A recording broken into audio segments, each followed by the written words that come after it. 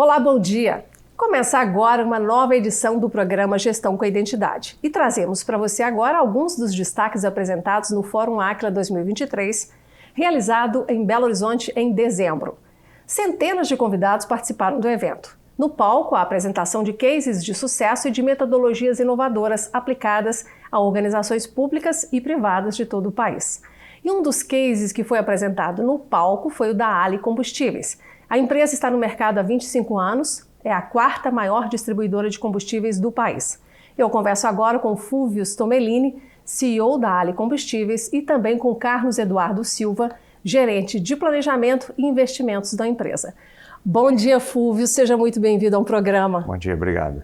Bom dia a você também, Carlos Eduardo, seja bem-vindo ao nosso Gestão com a Identidade. Bom dia, muito obrigado. Rapazes, vamos começar então com um pouco da trajetória de vocês, como é que vocês foram parar no setor de combustíveis, já tem muito tempo que estão atuando, começa com você, Fúvio. Eu entrei na Ali em 2007, posição de coordenador na Ali, depois passei pelo setor financeiro, depois pelo próprio planejamento, depois fui diretor financeiro e fui convidado a assumir a presidência em 2018 e estou na posição desde então. Quer dizer, circular por todas essas áreas te capacita ainda mais como CEO no processo de tomada de decisões. Me ajudou bastante. Acho que a Ali sempre teve esse perfil de poder promover, estimular que as pessoas circulassem por diferentes áreas.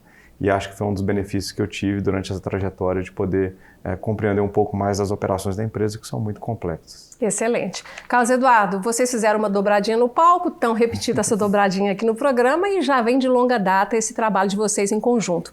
Você entrou antes ou depois do Fúvio na Ali? Um pouco antes. Eu já tenho 21 anos de companhia, passei por diversas áreas também, e até uma bagagem grande, até logo após a entrada do Fúvio, direto com o antigo presidente. E já faz, na área de planejamentos e investimentos, já vai fazer quase 12 anos que eu já estou à frente na área de combustíveis. Sempre com o propósito de trazer os melhores negócios, excelência comercial, ajudando a gente a ter esse crescimento. Quer dizer, com 21 anos, você é testemunha ocular e colaborador dessa fase aí de quase 25 anos da empresa. Você está a maior parte do tempo e especialmente na fase de crescimento junto com a empresa. Isso com certeza te deu uma experiência profissional como gestor muito grande. Com certeza ajuda bastante. Terem na companhia a gente tinha 300 postos, a gente passou uma fase de crescimento, o Fulso trabalhou muito com a gente em aquisições e crescimento orgânico e realmente ajuda bastante a gente ter os melhores resultados. Quando a gente traz aqui no programa marcas que são tão conhecidas quanto a Ali, isso gera também um interesse especial do nosso telespectador. Porque aqui a gente não vai falar só de gestão, mas das marcas que ele vê pelas ruas, que ele conhece, que ele consome. Então, Fúvio, eu queria um overview do momento atual da empresa, qual é o tamanho da rede, porque vocês estão aí na quarta posição, o que é, assim, extremamente competitivo. Deve ser um posto muito almejado por aqueles que são e que foram superados por vocês. Vocês devem ter metas, com certeza, de evoluir cada vez mais. Mas hoje, qual que é o panorama da empresa? A Ali hoje ela tem um faturamento de cerca de 15 bilhões de reais anual. Nossa rede de postos, né, do que você exatamente vê nas ruas dos postos Ali, são cerca de 1.500 postos espalhados em praticamente todo o país. Além disso, nós atendemos também ao mercado bandeira branca e consumidores finais corporativos. Consumidores finais corporativos são transportadoras, empresas de ônibus, empresas que consomem o diesel ou gasolina e etanol que compram direto da distribuidora. É um mercado muito importante para nós. Nós temos cerca de 2.000 clientes nessa categoria também que a gente serve diretamente. E os postos bandeira branca são aqueles postos sem bandeira. Ao longo de um ano, a gente atende entre 6 a 7 mil postos bandeira branca no curso dos 12 meses do ano. Então, também é um mercado muito importante para nós. Mas é uma relação que não é exclusividade. Nós não vendemos exclusivamente para esses postos, então a nossa marca não é exibida neles. E para o consumidor também entender um pouco esse parâmetro aí da relação de importância da rede de frotistas que vocês atendem e do consumidor final. Chega a ser assim, mais de 10, 20% que vocês atendem de frota, por exemplo? O share do consumidor final é mais ou menos os mesmos 3%, é muito próximo o número. Das nossas vendas, eles representam entre 10% a 15% das vendas nossas são direto para o consumidor final. Ou seja, a parte de frotista, que é o B2B, vocês atendendo diretamente a empresas, exige de vocês um planejamento, né, e uma coerência muito grande para que o atendimento e a provisão para essas empresas não falte em nenhum ponto do Brasil que vocês atendem, porque é um país grande e muito complexo, né, Fúvio?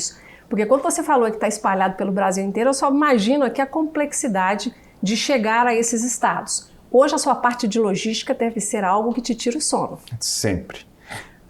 A gente tem nossas operações que funcionam praticamente todos os dias do ano, para distribuir exatamente nas 44 filiais que a gente tem espalhadas por todo o Brasil, e de lá a gente entrega para os postos ou para os consumidores finais. E o ponto é exatamente isso que você ressaltou. Não pode faltar um dia. Um atraso, às vezes, de 1 hora, 2 horas, ele impacta diretamente na vida do nosso cliente. Um segmento muito importante para nós, por exemplo, é de suprir usinas de etanol, né? Usinas de açúcar e etanol. E se você já foi numa usina, você vai ver que a operação deles roda 24 horas por dia com consumo elevado de diesel.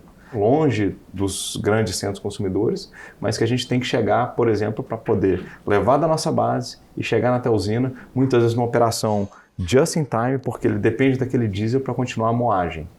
Então, estou dando só um exemplo de uma das atividades para vocês entenderem como que é a complexidade dessa cadeia de distribuição.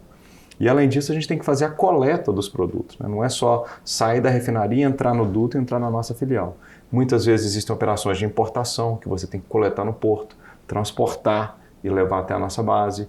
Outras vezes usar ferrovia, outras vezes coletar o próprio etanol das usinas, muitas vezes aproveitando frete e retorno para poder fazer um frete mais barato. É toda essa complexidade, toda essa ramificação de dificuldades do nosso transporte que faz com que a nossa logística seja algo muito complexo. Mas também é muito gratificante ver tudo isso funcionando e nenhum dia do ano a gente deixa de funcionar. Todos os dias a gente está suprindo os nossos clientes. Então dá um orgulho muito grande. A gente sabe que na mesa do CEO tem assuntos que são top 5 ali, mas que esse top 5 vai mudando. Agora eu imagino que logística nunca saia do top 5 na sua mesa, né? Eu diria que tem 2 que nunca saem. O primeiro e o absoluto deles é segurança. Segurança é a nossa prioridade absoluta. Nada será feito que não olhe isso da forma mais profunda e direta possível. Nós temos como nosso principal valor a manutenção da segurança, a preservação da segurança. Afinal de contas, lidamos com produtos que são produtos inflamáveis e que têm risco para o meio ambiente. Então, nós cuidamos disso como prioridade absoluta. E a logística é uma delas. A logística seria o segundo ponto. Exatamente. Agora, para tudo isso dar certo, o planejamento junto com a questão da logística, né, para fazer a previsibilidade da demanda especialmente, mas sobretudo também previsibilidade de fornecimento, né, porque vocês dependem de um mercado que é internacional e que vocês têm que estar atentos a ele. Como é que funciona, então, a sua parte nessa dinâmica e nessa logística que é tão importante para que o negócio funcione direitinho? Como você bem citou, é muito dinâmico, né? A gente tem que ter sempre olhando para os mercados internos, mercado externo, para a gente ver as possibilidades também de importações. Hoje nós somos uma empresa da Glencore, que a gente tem uma cadeia completa desde fornecimento e também a possibilidade de importações. Então a gente sempre trabalha de olho nas perspectivas de demanda, olhando curto, médio prazo, para a gente estar bem preparado, para, igual o Fulvio falou, não podemos deixar de fornecer um produto vital para a população. Quer dizer, você em parceria com o comercial aí para fazer previsão de demanda, deve ser uma dobradinha que também tem que funcionar todos os dias muito afinada. Temos que ter total sinergia, trabalhar engajados, mas é como um time, essa responsabilidade é ALI, não é de áreas separadas. Então esse engajamento, essas atividades multitarefas, a gente consegue a 4 mãos de maneira muito competente. O ESG veio na sua fala aí quando você fala da segurança, né, da responsabilidade com o meio ambiente, entre outras questões. O envolvimento das pessoas em todas as etapas, a segurança tem que proteger todos. E eu quero falar um pouquinho do ESG, então, dentro das suas preocupações como presidente da companhia. Hoje, como é que vocês procuram traduzir em projetos, em ações, e não só, né, naquela fala institucional da empresa que reconhece a importância do ESG, como que tudo isso reverbera dentro do dia a dia da companhia? Primeiro, eu acho que eu sempre gosto de ressaltar esse tema, que acho que diz respeito ao nosso país, que a gente tem que ter orgulho. Das economias do G20, a que tem a matriz mais limpa é o Brasil. Nós temos o etanol sendo misturado na gasolina, a proporção de 27%. Nós temos o etanol puro sendo vendido, e hoje 90% dos carros leves vendidos no Brasil são flex, ou seja, estão aptos a usar o etanol. E nós temos uma mistura do biodiesel, que é de 12% hoje, mas com perspectiva de elevação, que é misturado no diesel, o biodiesel que é produzido de fontes renováveis. Então acho que a tecnologia que tem no setor de combustíveis como um todo e de produção desses biocombustíveis é muito importante para nós, para termos uma fonte que é renovável e uma fonte que é ecológica naturalmente, né? Cada vez que você produz um biocombustível, de uma forma ou de outra você está capturando carbono. Então esse acho que é o primeiro ponto do setor como um todo. E a ALI não poderia estar distante dessa temática também. e nós buscamos um combustível que a gente chama de Energy, que é o nosso combustível de transição energética. Essa eu acho que é a melhor prática de ESG que a gente pode ter, que é unir um combustível que tem 50% na redução de poluentes, gera economia, e parte da redução vem exatamente desta economia, e ele é o combustível de transição energética exatamente que a gente oferece para o consumidor um produto que tem menor emissão de poluentes, mas que também vai resultar num consumo menor para ele e menor custo para ele se deslocar. E isso é uma iniciativa que a gente tem buscado fazer de forma muito intensa com o nosso revendedor, com o nosso consumidor B2B, mostrando as vantagens do ponto de vista socioambiental que o consumo do Energy traz. Então acho que é a melhor iniciativa que a gente pode ter nessa frente. E na área de planejamento, Carlos Eduardo, como que o ESG também ocupa você e sua equipe no processo de tomada de decisão para que vocês consigam reverberar aí nos projetos internos, nas decisões que levam a marca para o mercado, essa preocupação com o social, com o meio ambiente e com a governança? O Alfons bem citou a segurança, meio ambiente, a gente fala não só do aspecto somente da companhia, como nossos stakeholders e sociedade, isso é primordial e uma mensagem que é passada muito claro desde o acionista, o presidente, e bem divulgada dentro da companhia. Nós temos investimentos capitalizados para isso, direcionados para isso. Então a gente, obviamente, dentro do consenso não há limites ou restrições para esse tipo de investimento e a gente está engajado para que nós tenhamos operações seguras, tanto internas das nossas bases, que são o risco elevadíssimo, quanto nas nossas frotas que estão andando pelas estradas do país. Eu quero fazer um flashback aqui agora, porque eu estou ouvindo vocês falando aí da Ali, estou me lembrando no começo da minha carreira, quando a Ali começou a abrir os postos aqui em Belo Horizonte especialmente, e eu lembro que eu fui fazer uma matéria em um dos postos na Avenida Nossa Senhora do Carmo, ou BR-356, tem gente que chama de um jeito ou de outro aqui na capital. E o que chamava muito a atenção era a cordialidade dos atendentes. Além da limpeza, eu acho que eram postos que já nasceram bonitos, já nasceram com essa preocupação de serem diferentes visualmente na estética. Então eu quero entender um pouco essa trajetória. Aí, Fulvio, talvez seja o Carlos Eduardo, que está lá há mais tempo, para me contar como é que foi esse raciocínio, Carlos Eduardo, de querer chegar ao mercado, não apenas levando um produto bom, né, que fosse referendado aí pelos órgãos de controle, mas algo que surpreendesse o consumidor, num atendimento diferenciado, numa paginação, né, numa estética diferenciada. Você se lembra de como é que foi esse raciocínio lá atrás? Lembro. A gente trabalha num segmento que é quase uma commodity, né, o produto. Então a gente tem que buscar maneiras de se diferenciar no mercado. Hoje nós temos um programa grande de academia corporativa que a gente visita os postos dos nossos vendedores, que a gente dá o treinamento personalizado, específico para cada posto, nas dificuldades que cada um enfrenta no dia a dia.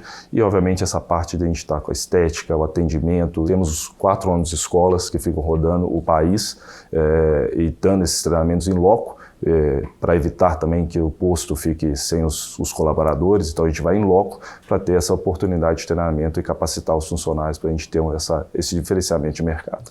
O Fulvio, porque uma vez prometido ao consumidor esse atendimento diferenciado, a marca incorpora esse diferencial e tem que estar permanentemente monitorando para que isso não se perca, né? E como é que você faz esse acompanhamento assim? É uma coisa que por exemplo, você como CEO faz questão de abastecer lá no posto Ali, você dá uma checada sem ninguém saber que você é o CEO, como é que funciona? Às vezes eu vou com a camisa mostrando, às vezes eu vou como consumidor misterioso exatamente para poder fazer essa inspeção e várias vezes... Cliente oculto, né? Exatamente, cliente oculto. Eu também faço essa iniciativa e eu sempre gosto de passar um feedback para as nossas equipes. Às vezes você pega um detalhe, às vezes você pega uma coisa.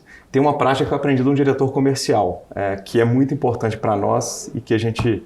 Não é segredo comercial, então acho que eu posso comentar, né? Eu sempre vou no banheiro do posto.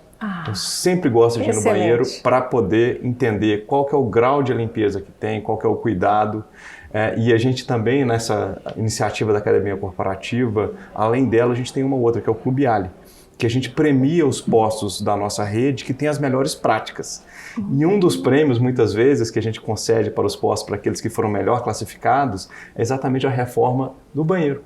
Para que isso seja algo simbólico, ele diz, olha, você vai ter um banheiro bem cuidado que você vai oferecer, não só para a equipe que trabalha no posto, para o consumidor. Acho que isso é um pequeno detalhe, só para te dar um exemplo de quão profundo vai a nossa relação para poder fazer com que os postos da nossa rede, que não são nossos, né? No Brasil o posto é do revendedor e a distribuidora ela não pode ter a operação dos postos, então a gente depende do revendedor estar nessa jornada com a gente, mas é um dos pequenos detalhes que a gente quer melhorar a operação dele para ele oferecer algo melhor para o consumidor.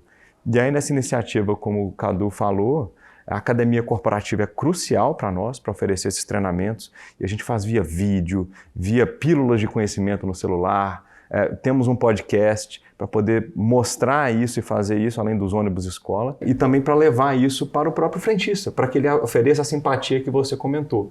Então o frentista ele também faz parte do Clube Ali, participando dos treinamentos e ganhando premiações por isso, para que ele tenha o treinamento para poder oferecer o melhor para o consumidor na hora que ele vai ali na bomba abastecer. Mas é uma jornada difícil. Pois é, porque além de premiar, de reconhecer as boas práticas, disseminá-las também deve ser um aspecto importante dessa capacitação contínua, né? Porque às vezes um posto lá na região norte do Brasil teve uma ideia que pode colaborar com o desempenho, né, com a logística, com a dinâmica de trabalho de outros postos. Você já viu essas coisas acontecerem? Pílulas de sucesso daqui servirem para uma outra região, Carlos Eduardo? Com certeza. Isso a gente, como está no Brasil inteiro, a diversidade é enorme, boas ideias acontecem em todas as áreas, né? Inclusive, nosso Clube Ali, que premia os melhores postos, tanto de operações e de rentabilidade da companhia, a gente tem um evento onde a gente coloca esses revendedores de destaque do Brasil inteiro em conjunto e as melhores práticas são disseminadas. Inclusive, no último ano, a gente tem um posto no Litoral Paulista que trabalha muito bem a questão do varejo, a nossa proposta de valor também com a Livelo, e ele teve a oportunidade de apresentar para os demais proprietários de postos e disseminar essas melhores práticas e os cases deles de sucesso. E por falar em case de sucesso, é o caso da Ali aqui no nosso evento, né, no Fórum Áquila 2023, e vocês saíram do palco apresentando ali resultados de uma gestão cada dia mais profissional, mais comprometida com resultados, de olho nos indicadores. Fulvio, eu queria que você resumisse um pouquinho do que vocês apresentaram no palco para a nossa plateia aí de cerca de 500 participantes. Bom, resumir uma jornada aí de quase 10 anos de que estamos juntos com a Áquila é difícil, né? Mas tentando sintetizar tudo isso que aconteceu, nós temos uma operação no Brasil inteiro, uma operação bastante complexa, que a gente quer manter um padrão focado no cliente de tudo aquilo que a gente faz. E a jornada que a gente teve com a Áquila nesses últimos anos buscou sistematizar, organizar, trazer melhores práticas na identificação dos gaps que tínhamos e das oportunidades de melhoria para que a gente pudesse avançar sempre nessa agenda. E o que eu acho que é legal dessa jornada foi que sempre foi buscando aquele espírito da Ali, de ter foco no cliente, de olhar aquilo que o cliente precisa, aquilo que a gente não estava atendendo bem, que a gente tinha oportunidade de melhoria para poder oferecer um melhor serviço. Isso vai pelos rituais de gestão, isso passa por um follow-up organizado, estruturado, que resulte em ações. E é difícil você ter essa metodologia toda dentro da empresa, é bastante complexo. Então, contar com o apoio do Áquila foi muito bom para nós durante todos esses anos que nós estamos juntos aí. Pois é, eu entrevisto muitos empreendedores, fundadores de empresas de médio, grande porte e sei que a continuidade da capacitação, inclusive das lideranças, para que vocês tomem decisões mais acertadas. Você percebe essa necessidade, Carlos Eduardo, de você como líder também estar sempre se capacitando para ler melhor os relatórios e neles encontrar oportunidades para você encaminhar melhor as suas decisões na sua área? Isso é muito importante em qualquer área, né? Inclusive o Áquila nos ajuda bastante. A metodologia já se mudou muito, então a gente saiu desde desdobramentos e metas lá atrás, hoje a gente tem uma gestão com rituais complexos junto com o time de campo para que a gente possa trazer a rentabilidade que a gente espera. E para isso, para essa rentabilidade, para os resultados que são aí previstos por vocês e desejados pelos acionistas, pelos stakeholders, eu imagino que ter os melhores indicadores seja algo muito importante para você na sua área, para você, Fulvio, dentro dessa visão geral da administração do negócio. E aí eu imagino que também a expertise do Leonardo Richelli, com toda a equipe do Áquila que colabora com vocês, seja importante até mudar de indicadores de vez em quando, né? Porque o seu setor, por toda a complexidade que a gente vem falando até agora, pelas influências do mercado externo, que é muito delicada essa questão do petróleo, você não pode dormir no ponto. Um indicador que funcionou até o mês passado, pode ser que para 2024 ele não funcione mais, não é isso? Perfeito. Só há uma constante, que esses indicadores mudam na nossa vida. Às vezes, muitas vezes dentro de um próprio ano, dentro de um ano fiscal, a gente às vezes tem que mudar exatamente porque as circunstâncias acabaram mudando. A gente vai sofisticando e melhorando. Vários dos indicadores propostos pelo Áquila, propostos pelas nossas equipes, continuam lá e hoje você tem essa massa de dados, é mais fácil de se gerar, né? Não tem complexidade, não tem dificuldade de armazenamento de dados. Inteligência artificial reúne ali muitos parâmetros e joga tudo numa planilha só, né? Eu diria que a inteligência é boa para pegar o que está nas planilhas. As planilhas a gente gera. O que a gente precisa realmente é de ter inteligência, seja artificial ou real. Ou humana, né? Para poder pegar aquela massa de dados e transformar ele em conhecimento, em decisões. É isso que é o grande segredo e que a gente vem, de fato, evoluindo também. E uma coisa que eu vejo que é muito comum nas marcas, são muito relevantes no mercado, vocês ocupam a 4ª posição, têm um share muito importante, incomodam os concorrentes, são almejados por aqueles que estão aí no ranking abaixo de vocês, é o fato de que vocês precisam o tempo inteiro estar pensando nessa renovação de conhecimento, que não é só da liderança, é de quem está abaixo de vocês no organograma. E aí você citou, Fulvio, os rituais de gestão. E essa eu sei que é uma metodologia que é muito relevante dentro do modo de trabalhar do Aquila. E eu quero entender na sua área, Carlos Eduardo, tem pessoas que entram e saem na empresa, né? Mudam de lugar e aí querem uma nova proposta e você vai revitalizando ali o seu quadro, a sua equipe. E aí entra gente, sai gente.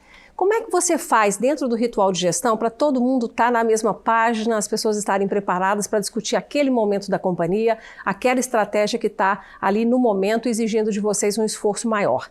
O ritual colabora com esse nivelamento de todo mundo? O ritual é a base essencial para isso, né? Então, a gente ter a disciplina e a dinâmica dos indicadores pré-definidos e a periodicidade pré-definida nos ajuda até a ter disciplina, todos engajados no processo. Quando a gente tem um turnover, e acontece com todas as companhias, né, todas as empresas, o ritual nos ajuda, trazendo os indicadores, de como vamos tratá-los, as boas práticas, os planos de ação que já estão sendo tomados para aqueles indicadores, seja para corrigir um desvio, seja para a gente potencializar o resultado do indicador que está operando num bom desempenho. Quer dizer, e vocês fazem questão de participar dos rituais, Fulvio? Você sempre abre espaço na agenda para estar lá? Eu procuro sempre abrir. Eu acho que, na minha posição, alguns eu preciso participar, outros não faz bem eu participar. Dependendo do nível, às vezes, você precisa lavar a roupa suja. Pode tirar a liberdade ali da sua equipe, né? Exatamente. Mas de Vai forma... que o Fulvio é o assunto, né? Exatamente. Acontece. Devo ser em vários deles, inclusive. De forma alguma. Mas é importante estar naqueles ali...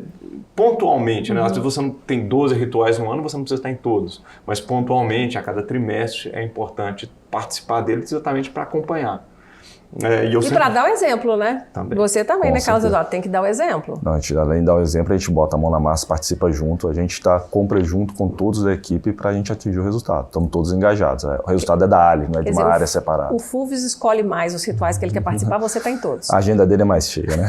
É mais disputada, né? Certamente. Em relação ao ritual de gestão, eu quero ainda focar mais um ponto, porque eu sei que o Aquila, lá na área, ele está desenvolvendo com vocês um aspecto diferenciado, que é a multidisciplinaridade, ou seja, a reunião de várias áreas para exatamente analisar a jornada do consumidor de vocês, dentro daquela proposta, né, de sempre focar no cliente final e de dar essa atenção especial para ele. Como é que funciona esse ritual multidisciplinar para exatamente contribuir com essa relação que vocês têm com o mercado? O Aquila está ajudando esse projeto recente, a gente trabalhou, foi justamente para isso, porque um dos nossos principais valores é estarem próximos aos nossos clientes. E, obviamente, a gente tem nosso time de campo, que é o dia a dia com nossos clientes, mas são impactados pelo resultado de todas as áreas corporativas. Todo o back-office ajuda, nossas bases operacionais, nossos setores de crédito, enfim. Então, o projeto hoje que a gente está tocando tem esse viés de... cada vez mais deixar claro que o cliente não é comercial, o cliente é área, todas as áreas envolvidas e todo mundo tem que estar em prol do relacionamento com esse cliente. Então os rituais nos ajudam muito com isso, para que o nosso relacionamento seja cada vez melhor e a gente entregue de fato o que o cliente espera de nós.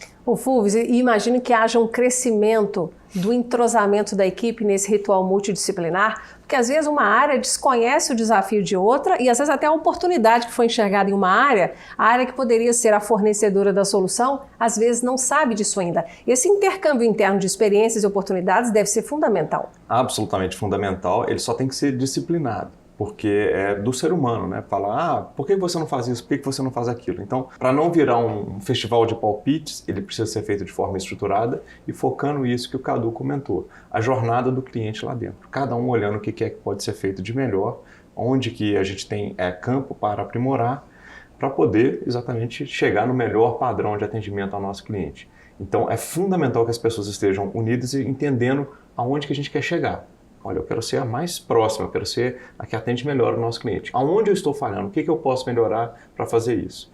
E aí, esse processo de interação entre as áreas, de entender, o gargalo está aqui. Como você pode me ajudar a fazer isso? É fundamental para a gente poder evoluir. Meus amigos, eu quero já partir para o encerramento com um tópico que a gente não pode deixar de falar dele com mais profundidade. A gente apenas citou na conversa ao longo do nosso programa, que é a questão da importância da inteligência artificial como um recurso para capacitar o processo de tomada de decisão de todas as lideranças. Ou seja, uma forma de facilitar, de se tornar uma empresa mais ágil, mas sobretudo mais capaz de acertar o processo de tomada de decisões. Como é que vocês estão usando essa metodologia? E eu sei que o Aquila é um expert nisso, está levando isso para muitas empresas, e imagino que essa solução também tenha entrado no escopo da consultoria, não entrou? Com certeza. A Ali gera muitos dados. Nós temos uma quantidade de dados que a gente consegue observar, gerar, registrar muito grande.